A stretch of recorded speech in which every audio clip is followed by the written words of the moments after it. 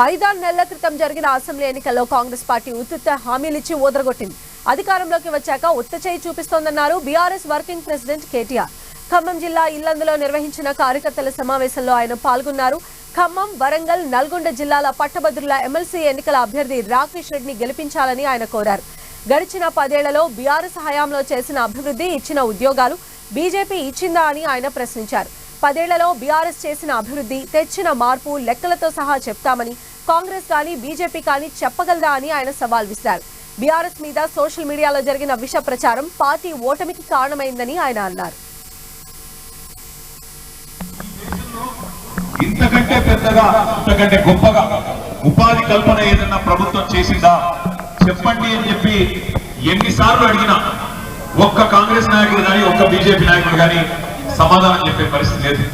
ఎందుకు అంటే సోషల్ మీడియాలో జరిగిన దుష్ప్రచారం, ఇన్ని ఉద్యోగాలు సృష్టించినప్పటికీ, ఇన్ని ఉద్యోగాలు భర్తీ చేసినప్పటికీ ఇంకా ఏదో చేయలేదు, ఈ ప్రభుత్వం పనే చేయలేదు అనే విధంగా విపరీతమైన దుష్ప్రచారం మరి సోషల్ మీడియాలో జరిగింది.